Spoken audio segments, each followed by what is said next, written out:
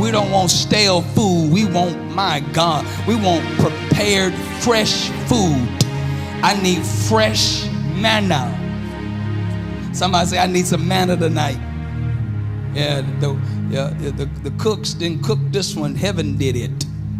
Hallelujah to God. Luke chapter 13, verse number 6. And he says, he spake also this parable. A certain man had a fig tree planted in his vineyard, and he came and sought fruit thereon and found nothing. Then said he unto the dresser of his vineyard, behold, these 3 years, my God, that's a long time. 3 years, I come seeking fruit on this fig tree, and when I came to that fig tree, I ain't even find nothing. My God.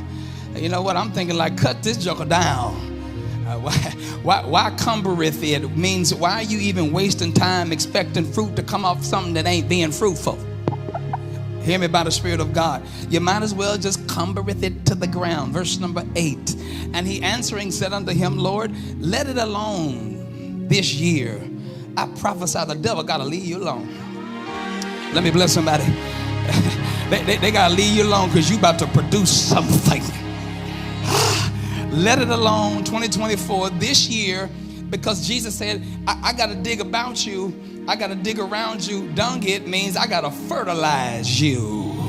I got to give you the ability to be able to win in this season. Verse number 9, and we're going to shut this thing down. And if it bear fruit, after I fertilize you, if it bear fruit, well, he stopped right there like you can't even say nothing. I prophesy over your life, what you're about to produce, you're going to shut naysayers' mouths. They're going to say, well. Ooh, I guess I was wrong the entire time. And if not, then after it, and cut it down. I want to teach using as a subject, very quickly, living in harmony. Living in harmony. Put that in your notes. Living in harmony. You may be seated in the presence of the Lord. I want to teach this because living in harmony is your availability to God. You giving God full access to you. God got to have full access to everything about you. I'm like, man, God got to have access to me. Every part of my being, every part of my body, I want to live in harmony with God. Being harmonious means that my life is complementary to who God is. When people see me, they see the God in me. They don't just see me. They see the anointing on my life. They see the favor on my life. You are much like that too. They should see the God in you. They should see the harmonious activity of the creativity of a God who is active in our life, and that we are so complementary to the things of God. People know that there is a God because you're still here. I want to say that because living in harmony is helping somebody. Living in harmony is like all the fruits of the Spirit active in your life. Love, joy, peace, happiness, meekness, patience, temperance, gentleness. My favorite one, long suffering. Ooh, that suffering been long. I've been waiting on some stuff for a long time. Lord, when you gonna do it? It been kind of long, Lord. I've been waiting kind of long. But even through long suffering real long, is an harmonious activity showing that you know how to wait on God. See, God done waited on you, and I think we ought to wait on God. It blesses me that because God waited on me to get some things right, to come to myself, to come to my right mind, to kind of be like, you know what, I'm tired of all this other stuff. I'm really ready for a God move and a God thing. And it aligned me up in this harmonious activity of God giving me a God identity. I told the Lord, I got to have everything that you want from me. And he like, Noah, you got to look more like me to get what I got for you. I want you living in harmony. I don't want you to make me look like no fool. I got to let you, as the old folks say, I got to let you run your course and get some things out your spirit and work through a couple things before I elevate you and get you to a level, lest you be consumed by wealth, because you'll get consumed by attention. You'll get consumed by being lifted up above yourself in pride. You get consumed with power. You'll get consumed with money. You'll get consumed with attention. And so we're living in harmony with God gives us the activity that when we live in harmony with God, we know how to be humble. Somebody say, I got to be humble. I got to be humble. When God get the blessing you, sometimes it's hard to be humble. You ready to just boast on God. Sometimes you got to just allow the God activity to boast for you, and you ain't even said nothing. People looking around are like, you know, God is really blessing you. God really blessing this church. God really blessing the people in this church. I've been getting all kind of emails and text messages. Prophet, my business is doing real good now. You know, Prophet, my family is hitting another level. I mean, there's a lot of activity. There's a lot of people calling on me. As a matter of fact, I got more business than I've ever had in my life. Now things are starting to shake up, and I'm like, you know what's happening? It ain't because of me. It's because you're not living in harmony with God. When we come into the house of God, it's like, you know what? I just want to come get fed the more, because what I get from the house, I want to be able to take outside the house, and I want to be able to go put this thing active and put it in place. I want to apply it to my life, because I want to see the activity of a God thing, a God move, work on the behalf of God's people. That's really my burden. So living in harmony is really, really amazing, because it is the availability of God. Of him saying that you have access to me. You give yourself access. It's the blessing of God that overrides the burden. It's the confidence that you have going and taking courage in all directions, wherever he takes you, knowing that God is a compass. He is a very present help in the time of storm, in the time of trouble. It's just about living in harmony of God. My focus is God. Period. My focus is nothing else. My focus is God. My fear is not people, places, a thing. It's God. I fear God, not to, watch this, live in disharmony, but to live in harmony. It's just like music. You can hear a lot of good music, but then you can hear that one bad note.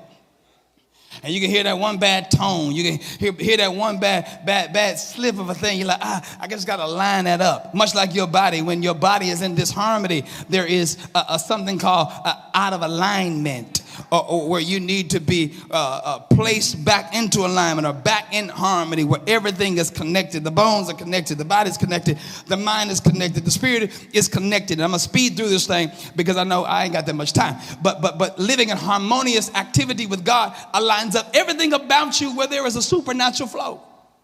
Everything you ask for, everything you pray for in God's timing, you're going to get exactly what you asked for and exactly what God has planned for your life. Much like Luke chapter 13, verse number 6, you have this man who owns this vineyard, but he has a fig tree. And then it's amazing to understand this, that this man has a fig tree, but he's working in a vineyard. I want to say this because fig trees are not native to vineyards. Let me bless somebody. Let me say that one more time. Fig trees are not native to vineyards. Sometimes God will put you in places you're not native to, but he still expects you to grow. Yeah, he takes you out of your comfort zone. He takes you out of places, and he says, you know what, I want to put you somewhere where you are alien to that era. You're not like anybody else in that generation, but I'm still expecting you to grow and to be somebody and to be fruitful and to multiply and to change the generation, even though you're nothing like the people that you are around. Living in harmony gives you that happening. It gives you that power. Why? Because the word of God says that I'm not of this world. I'm in the world, but I'm not of the world. I'm in the world, but really my spirit is out of this world. It comes from another world. It comes from another place. And living in harmony with God will always make you feel like an outsider. I don't really have a lot of friends. I don't really have a lot of people on my side. A lot of people don't really understand me. If you're really prophetic, you know that most of the time that you and God are working, nobody ever understands what you're talking about. Yeah. You kind of scared to open up your mouth. You get these jolts of energy. You get these charges. You know, I be in Walmart sometimes. I just go into a tongue right on the noodle aisle. And I'll be like chicken or beef. I got to choose real something done hit my spirit. And like, well, why he doing all of that? Because I'm getting a download from heaven.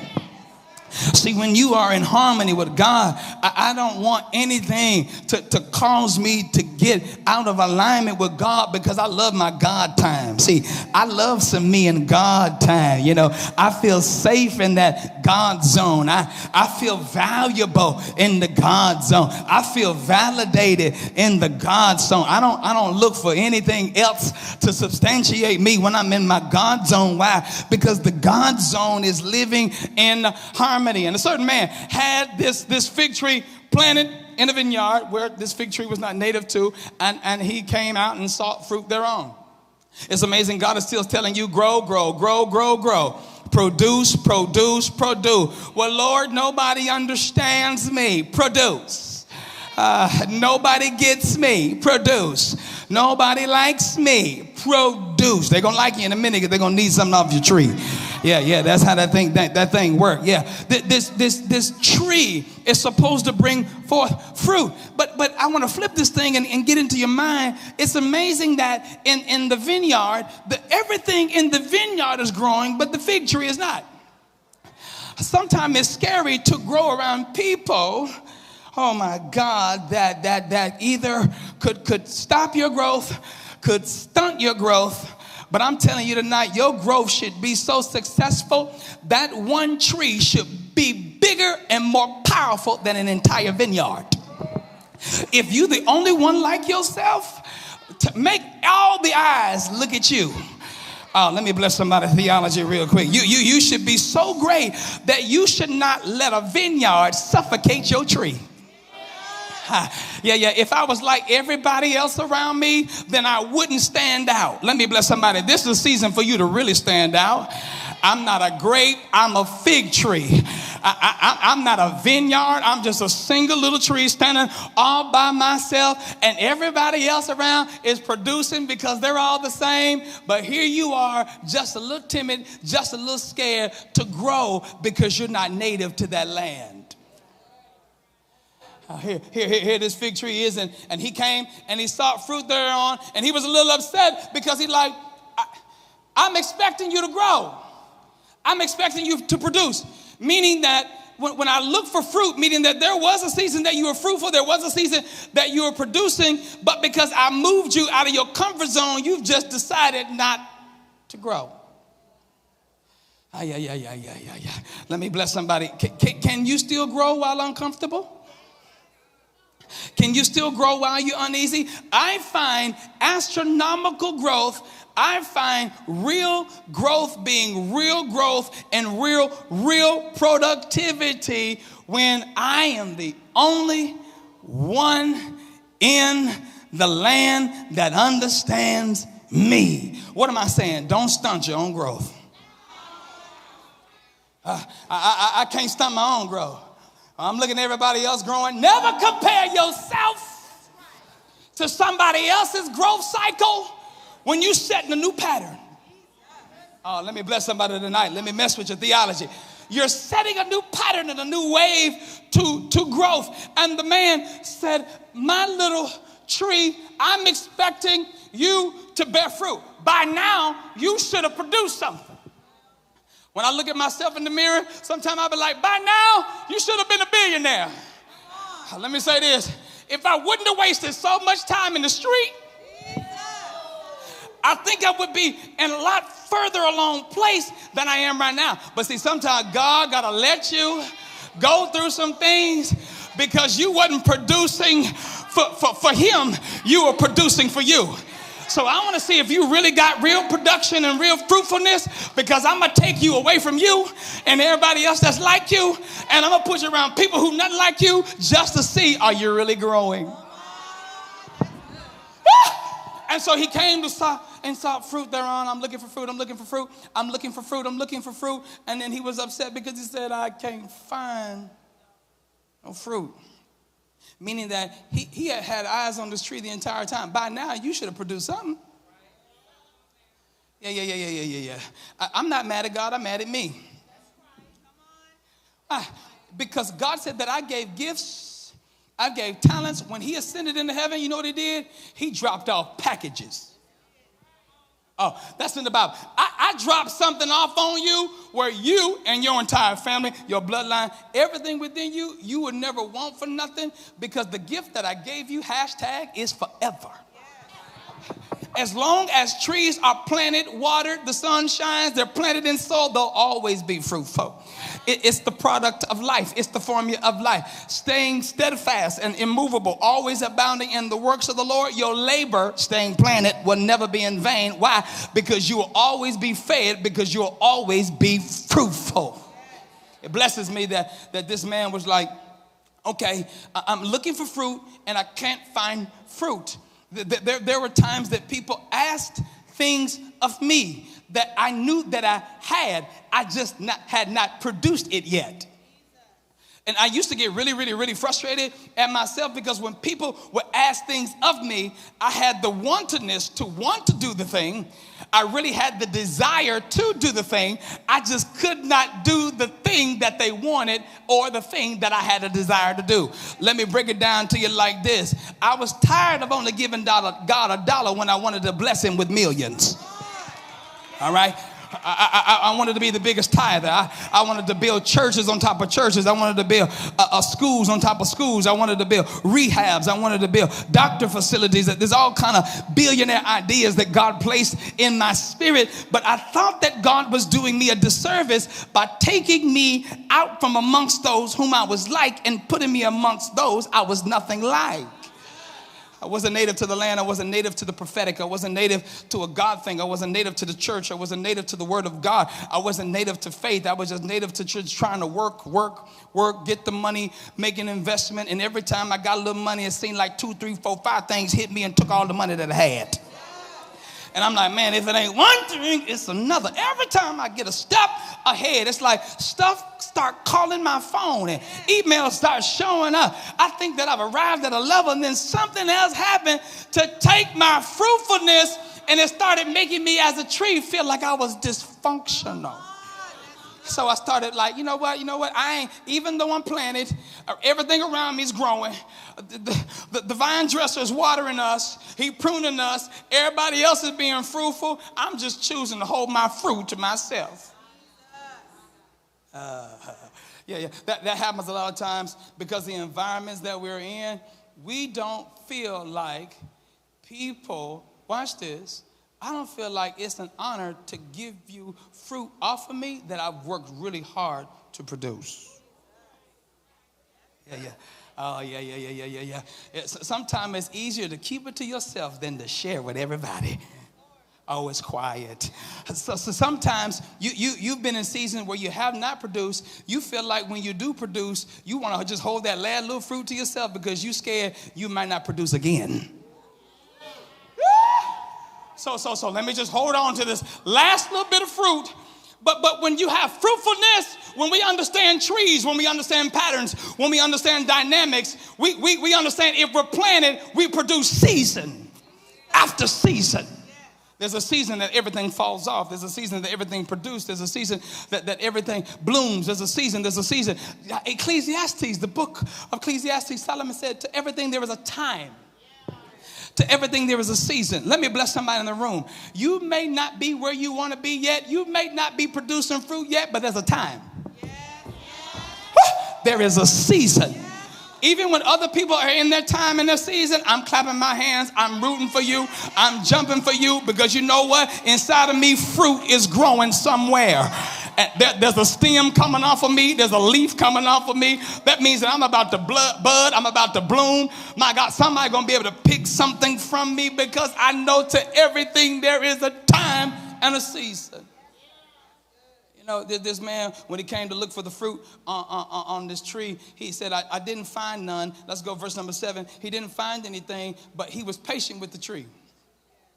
See, God got to be patient with you because when he moved you and he transitioned you, he got to get you used to new soil.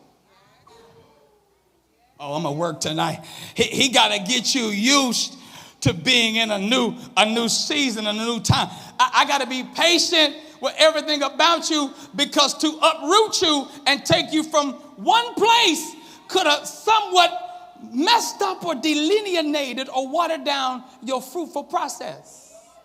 So even God will look at you and be like, you know what? Let me not be so hard on you because when I uprooted you, I understand your trauma. But I also have prophesied your change. Let me work with somebody. Don't you dare let your trauma override your change. We talk more about trauma and pain than we do promise and fruitfulness. And he said unto the vine dresser, wait a second. He like, man, this thing ain't even bearing no fruit. What you mean this thing ain't bearing no fruit? Wait a second. Behold, look at the patience of God. Baby, I waited on you 3 years. I want to ask somebody a question tonight. If I had an R&B song I'd write, it'd say, how long will you wait? 3 years. Are you patient enough to not produce nothing for 3 years when you have faith and expectancy and you praying to God, please let me do this. I know I can do this, but this ain't happening.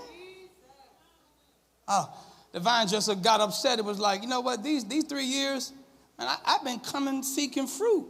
Specifically, not on the vineyard. See, the vineyard doing what it's supposed to do. It's growing. It's amazing that God would allow you to stand out with nothing and raise you up to have everything. See, I coach on the side, you know, some of these Pee Wee football players, and I always see them. Some of the kids that grow up with nothing are some of the hardest hitting fullbacks and linebackers and hard players that I know, because they have an expectancy. If I don't have a ticket because my mama and my daddy won't provide for me, I'll let football be my way out. See, sometimes you got to have childlike faith that because you have grown up with nothing, you can't let not having nothing stop you from having nothing. And because I had nothing, I want everything. I got to have it all. What pushes you to go get everything you deserve? Yeah. I like shoes because I grew up on Payless. I grew up on Shaqs, not Nikes. I grew up on them $9.99s, and my daddy said, spit on your fingers and just rub it on the bottom of the rubber. Baby, that wasn't rubber, that was plastic. Y'all play too much with me. I didn't grow up with highfalutin china. We had paper plates and we had plastic spoons, but we never missed a meal. Let me bless somebody today. And you know what that did? It taught me how not to have something, and it was so good that I didn't even know I didn't have anything. You didn't know that you didn't have anything until you got a little something. But when you get a little something, you should always remember and reflect. I remember when I didn't even have nothing. There's no reason for me to lose everything and go back to nothing. So let me do this. Let me live in harmony with God. Make him my everything. Therefore, I shall want for nothing. These 3 years, I come seeking fruit. Look at the faithfulness of God. These past 3 years been hell. Let me talk to the middle group right here. Past 3 years have been hell for somebody. You have not, you look good, everything great, you're still intact, you're still standing, but you really haven't produced all you wanted to produce. Yeah. 3 good years. The Lord, like, I'm coming seeking fruit on this fig tree. Figs, they little nothing. And let me tell you this, fig tree in a vineyard, the vineyard is for the wealthy, the figs are for the poor. So I put poverty in the midst of wealth to show them that the wealth ain't happiness. It's knowing the person who's called you to produce and to be fruitful by your own right with what you have that brings true joy. The joy of the Lord is my strength. It's not trying to win or outdo or to compete those that are around me. It's about my tree. If it's a fig Newton, I'm going to produce what God called me to produce. Therefore, I can live in the fullness of my own prosperity. These 3 years, I come seeking. What did God do? God made sure, watch this is going to mess with your head. God made sure these past 3 years, he said, I did not let you produce in fullness because I wanted to build an expectation, the greater of more production. Hear me by the Spirit of God. See, sometimes when you haven't produced anything, you ain't changed your job, you wearing the same clothes, same shoes, you make it look really, really good. Sometimes it gives you a Holy Ghost wantonness for more. Yeah. So let me just be transparent with you. For the past 3 years, I've been doing more investing than receiving return on investment.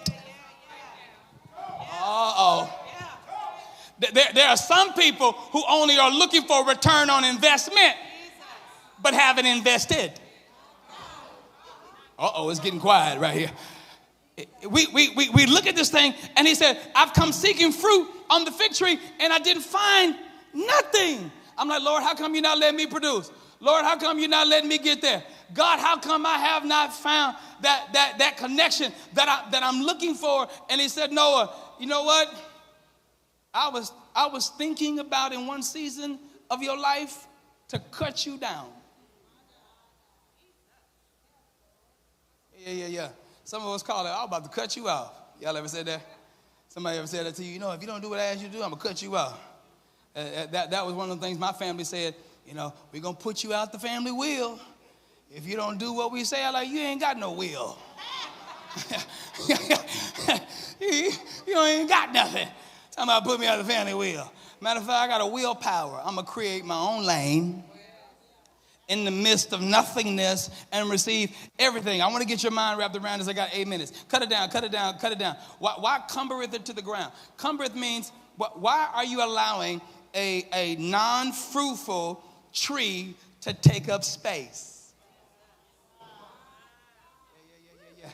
Yeah, see, there were people who were already ready once you first came in to hit the eject button on you. Yeah. 3 years of not saying nothing. 3 years of just being you. 3 years of healing. 3 years of quiet. 3 years of watching. 3 years of seeing, is it a safe place? 3 years to see who people really are. I'm taking 3 years. And so an inactivity of a tree seems like you just taking up space. But I'm just really seeing, is it safe to produce? They like, cut it down. Do away with them. Why are you going to allow it to take up space? See, God always knows what he intended for you to produce. See, some certain vine dressers only know you by name, but they don't know you by spirit. I'm going to work in the prophetic tonight. I know you by what you drive. I know you by what you dress, but I don't really know you by God harmony. Verse number 8. Why are you letting this fruit, this fig tree, this poor man's food, this nobody, this nothing, this crazy, this prodigal, this fool take up space in good vineyard soil? Bible said in verse number 8, and he answered, said unto him, Lord, I hear you. This is God and Jesus having a conversation. Lord, let's do this because it's connected to me. This year, let it alone. See, Satan not the only one who agitates you. Sometimes God do too. Everything ain't the devil. Oh, the devil, man, that ain't the devil. That's God trying to see and test, are you really who you say you are? So Jesus got to stand up for us and be like, Lord, chill, please. This is a good fig tree. Like, let it alone. Have you ever felt spiritually picked on? Let this one alone. Yeah, see, that's what Prophet, if I had enough time to do and walk around the church, anybody who pick on you, I'd be like, you know what, let that one alone.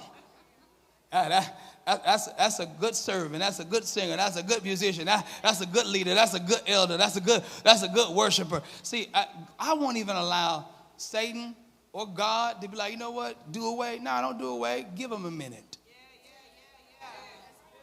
I want to prophesy this over the church because we are in transition, because we are being challenged by emotion, because things look new and fresh, and we're only ears throw away to certain things that are happening, and we're seeing it but have not heard it. We're not all in the know. Sometimes it just feel like, man,